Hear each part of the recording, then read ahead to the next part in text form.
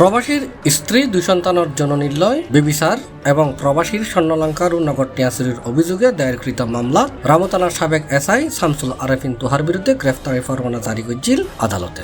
এই গ্রেফতারি পরোয়ানার প্রেক্ষিতে কক্সবাজার আদালতত এপ্রিল 17 তারিখ আত্মসমর্পণ করেছে অভিযুক্ত এসআই তোহা। আর এই সম্পর্কে মামলার উকিল অ্যাডভোকেট আমির হোসেনে জানাই, এইভাবে যে দায়িত্ববান পুলিশ কর্মকর্তা হয়ে এই জাতীয় অপরাধ করে ইনার কারণে সমাজত বিশৃঙ্খলা, দেশত বিশৃঙ্খলা, এই পরিবারের সমাজ দেশ ওরা একেবারে সমাজের পুলিশ করে এই জাতীয় অপরাধ। আসলে শুধু লয়ার হিসেবে নয়, নট অনলি লয়ার, সচেতন মানুষ হিসেবে এই জাতীয় এই যে ঘটনা সংঘটিত করছে আরোগ্য দো বাচ্চা তখন হলো এই যে মহিলা এই জাতীয় কর্মে লিপ্ত হইল। আসলে খুব দীক্ষাত জানাই, এই জাতীয় অপরাধের যদি সঠিক বিচার না হয় তাইলে পরিবার ও সমাজের দেশত এই জাতীয় অপরাধের মাত্রা বাড়ি যাবে।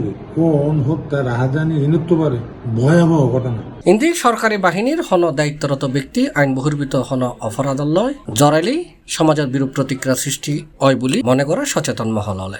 পুলিশ বাহিনী আইন শৃঙ্খলা বাহিনী ছাড়াও এদেশের 56,000 বর্গ মাইল আইন শৃঙ্খলা নিয়ন্ত্রণ করে ইতারা যদি অনৈতিক কাজের মধ্যে জড়িত হয়ে গই বিভিন্ন কর্মকাণ্ডের মাঝে তারা বিভিন্ন কার্যাবলীর মাঝে ইনর প্রভাব পড়ে। এটার লাই ইনর এখন বিহিত ব্যবস্থা করানো উচিত এবং সার্বিকভাবে এসব ব্যাপারে উদ্বোধন কর্মকর্তাগুলোর দৃষ্টি দেওয়া উচিত। এই বিষয়ে অ্যাডভোকেট সাজানা হয়, পুলিশ হিসাবে এলাকার সরকার হিসাবে বিরোধ হচ্ছে আরো মানুষে মারে আর মানুষে হারে আরে ভয়ভীতি প্রদর্শন করি তাহলে পুলিশের হাজার বিরুদ্ধে আর নিরাপত্তা।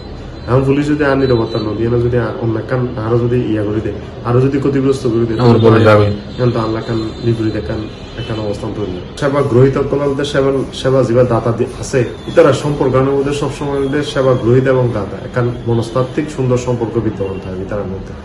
এখন সেবা যারা দাতা আছে তারা গ্রহীত আছে ইতারার ভিতরে যদি এখন যদি কোনো ধরনের অপরাধমূলক যদি কর্মকাণ্ড যদি সংগঠিত হয়ে যাবে তারা যেন সেবা দাতা উপলব্ধন ইয়ান একান সেন্সিটিভ একান জায়গা সরকারের একান বামমূর্তি আছে সেবা দিবার একান বামমূর্তি আছে। এখন ইয়ান যদি কোনো কারণে যদি নৈতিকভাবে স্কলনজনিত কোনো কারণে যদি ইয়ান যদি মানুষের কাছে যদি একটা নাস্তার জায়গায় যদি কমে যাবে তাহলে সেক্ষেত্রে যে কি ধরনের আসলে শাস্তি আছে শাস্তির বিধান আসলে খুবই অপ্রতুল, খুবই একেবারে দুর্বল। ইয়ানোরে আরেকটু বৃহৎ গরিবের লাগে আরেকটু মজবুত করার দরকার আছে, কিন্তু এই ধরনের কোনো ধরনের পদক্ষেপ এখনো পর্যন্ত নতুন। পুলিশ বাহিনী থানা সদস্য অভিযুক্ত প্রমাণিত হলে আদালত ছাড়াও ডিপার্টমেন্টাল শাস্তির বিধান আছে বলে জানাই পুলিশের এডিশনাল ডিআইজি আবেল মাহমুদ। কর্মকর্তার অতিরিক্ত সদস্য বা পুলিশের কোনো সদস্য অথবা আইন শৃঙ্খলা কোনো বাহিনীর সদস্য যদি তার বিরুদ্ধে ফৌজদারির মামলা হয় এবং তার বিরুদ্ধে যদি ওয়ারেন্ট হয় তাহলে তো ওয়ারেন্ট করলে তো সেটা গ্রেপ্তার হবে। আর যদি গ্রেপ্তারে সে আগেই যদি সে আদালতে গিয়ে সারেন্ডার করে আদালত যদি তাকে ভিতরে কারাগারে ঢুকিয়ে ফেলে তাহলে তো সে অবশ্যই আমরা বিভাগীয় ব্যবস্থাও পুলিশ থেকে নেওয়া হবে। কারণ সে যদি কোনো ধর্তব্য অপরাধ করে তাহলে তো তার এখানে চাকরি করার সুযোগ থাকে না, তখন তাকে সাসপেন্ড করা হয় এবং তার বিরুদ্ধে তখন বিভাগীয় মামলা তখন চালু হয়। আর ওইখানে যদি প্রমাণিত হয় যে সে সত্যিকার অর্থে অপরাধ করেছে তাহলে তো তার চাকরিতে থাকার কোনো সুযোগ থাকে না।